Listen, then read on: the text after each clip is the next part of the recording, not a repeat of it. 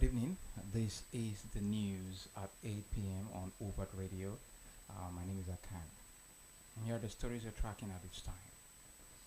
BB Niger Season 10, Fate disqualified for physically assaulting Sultana. Presidency lists 12 gains of Tinubu's economic reforms.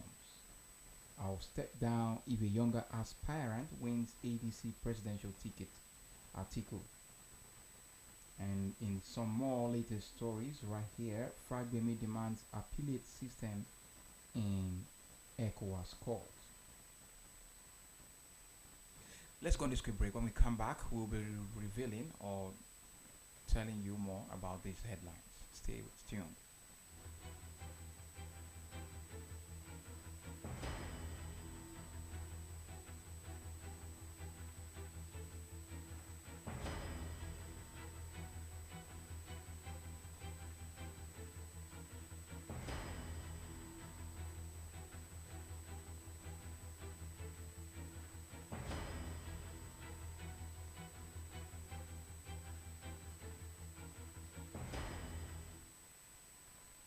Welcome back to News Update at 8 right here on radio, on Overt Radio right here. My name still remains Akan Paul, putting you through the latest stories we are tracking at this time. Big Brother Niger Season 10 housemate Faith Adewale has been disqualified from the reality show for physically assaulting fellow contestant Sultana.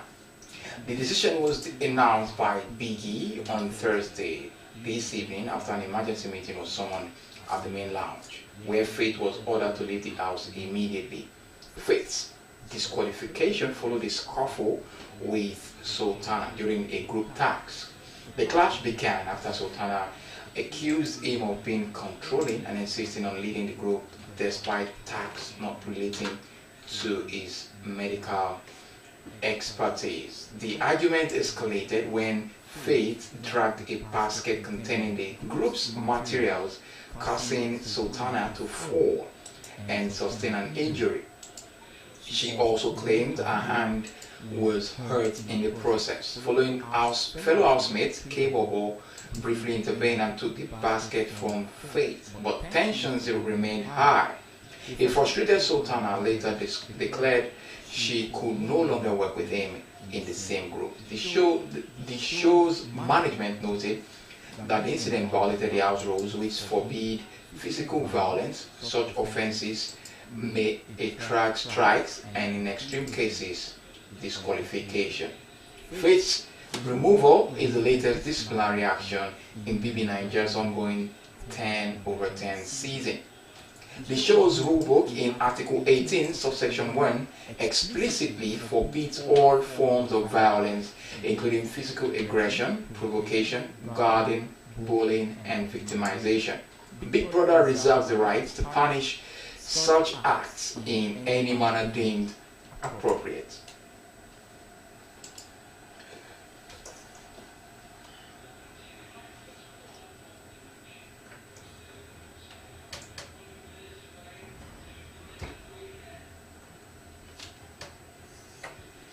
The presidency has outlined what it described as significant progress in Nigeria's economy following reforms introduced under President Bola Tinubu.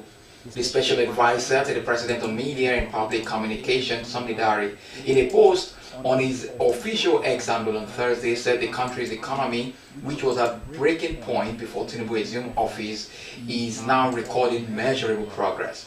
He explained that the reforms have touched critical areas including trade, foreign reserves, taxation, debt service, fuel subsidy removal, budget deficit, and public financial management. He wrote, before May 2023, Nigeria was consistently running a trade deficit, importing far more than it exported, with a negative balance of payments that drained the economy.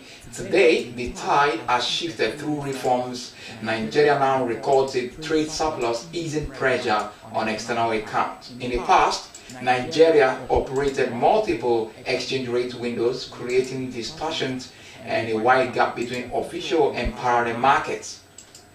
With reforms, the exchange rate has been unified, narrowing the gap and reducing uncertainty. The presidential aide also pointed to improvements in the nation's foreign reserves, government revenue, and debt servicing. By early 2023, unmet FX demand stood at $7 billion, while net reserves had fallen below $4 billion, leaving Nigeria dangerously exposed. Reforms have since cleared FX forwards, rebuilt reserves to over $23 billion, and restored confidence by allowing FX access, that's forex access, even on Naira cards. Nigeria's tax on GDP ratio was stuck below 10%, while 97% of government revenue was consumed by debt servicing.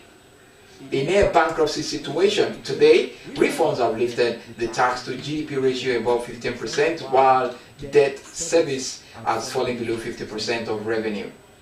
He further stressed that the removal of fuel subsidy was a turning point, saying subsidies on fuel were not only wasteful but unsustainable, draining resources while still leaving Nigerians with fuel scarcity and negative FAAC inflows. With reforms, the subsidy has been eliminated, freeing funds from critical investment, while fuel subsidy or fuel supply is now guaranteed and states receive positive FACC allocations.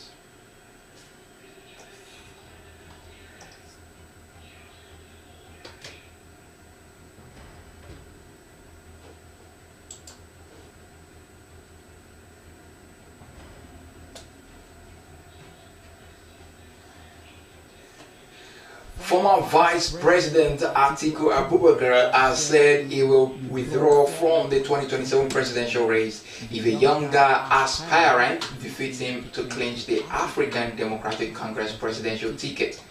Atiku stated this in an interview with BBC Hausa published on Wednesday, where he also noted that he would support and mentor such a candidate. Atiku, however, said he could not confirm whether he would contest the presidency again. This is only the beginning. Our priority is to establish the party and gain control or strong following, Atiku said when he asked if he would run. I will run for office, and a young man defeats me, I will accept that. The party we have joined now prioritizes youth and women, he added. When asked if there were suspicions that he could abandon the ADC later, Atiku dismissed such insinuations. No, I'm not known for that, he said, shaking his head. If I said so, then I'll go that way, he added, gesturing with his hand that he was a man of one Qibla.